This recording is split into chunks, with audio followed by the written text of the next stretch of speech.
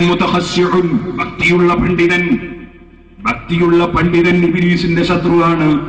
കണ്യത്തുസ്താദ് ഭക്തിയുള്ള പണ്ഡിതനാണ്. അതുകൊണ്ട് ഞാനൊരു കാര്യം പറയട്ടെ, കണ്യത്തുസ്താദിന്റെ പേരിൽ ഒരു പച്ചക്കള്ളം പറഞ്ഞ് പ്രചരിപ്പിക്കുന്നുണ്ട്.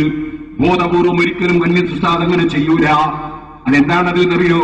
കണ്യത്തുസ്താദ് ഒരാളുടെ മുഖം കെടാൻ വേണ്ടി പ്രാർത്ഥിച്ചുവെന്ന് ചിലർ പറയുന്നു. ഇന്നാലില്ല, കണ്യത്തുസ്താദ് അങ്ങനെ പറയൂല എന്നുള്ളൊരു സംശയമില്ല. കാരണം ബഹുമാനപ്പെട്ട ഇമാം ബുഖാരി റളിയല്ലാഹു അൻഹു അദബുൽ മുഫ്രദ് എന്ന് പറയുന്ന ലോകപ്രസിദ്ധമായ കിതാബിൽ ഇമാം ബുഖാരി റളിയല്ലാഹു അൻഹു അതാ ഉദ്ധരിച്ച ഹദീസ് നിങ്ങൾക്ക് കാണാം. ഒരധ്യായം തന്നെ കൊടുക്കുകയാണ് ഇമാം ബുഖാരി. ബാബു ലാ തഖുൽ ഖബ്ബഹല്ലാഹു വജ്ഹ, മുഖം കെടുത്തട്ടെ എന്ന് പറയാൻ പാടില്ലെന്ന് പറയുന്ന അധ്യായം. മുഖം കെടുത്തട്ടെ എന്ന് പറയാൻ പാടില്ലെന്ന് പറയുന്ന അധ്യായം. ഇങ്ങനൊരു അധ്യായം കൊടുത്തിട്ട് ഇമാം ബുഖാരി റളിയല്ലാഹു അൻഹു ഹദീസ് ഉദ്ധരിക്കുന്നു, സനദ് സഹിതം ഹദീസ് ഉദ്ധരിക്കുന്നു. ബറക്കത്തിന് സനദിന്റെ ആവശ്യമില്ല, പക്ഷേ ഹുക്മിന് സനദിന്റെ ആവശ്യമുണ്ട്. അത് ഞാൻ എന്റെ പല പ്രസംഗത്തിലും വിവരിച്ചിട്ടുണ്ട്. ഇരിക്കട്ടെ.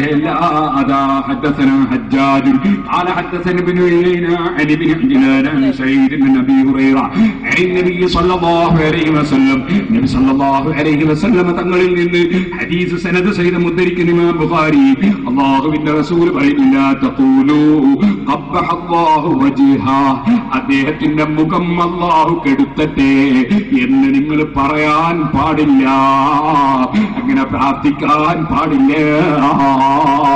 ഹബീബായ നബി തങ്ങളെ ധിക്കരിച്ചുകൊണ്ട് റസൂൽ പറഞ്ഞതിനെതിരായി അതാ മുഖം കെടുത്തട്ടെ എന്ന് കണ്യത്തുസ്താദ് പ്രാർത്ഥിച്ചു എന്ന് പറഞ്ഞാൽ ഖബറിൽ കിടക്കുന്ന കണ്യത്തുസ്താദ് പൊരുത്തപ്പെടൂല, ഒരൊറ്റ ആലിമും പൊരുത്തപ്പെടൂല, ശംസുലമായി ഉസ്താദ് പൊരുത്തപ്പെടൂല, പാണക്കാട് തങ്ങൾ പൊരുത്തപ്പെടൂല.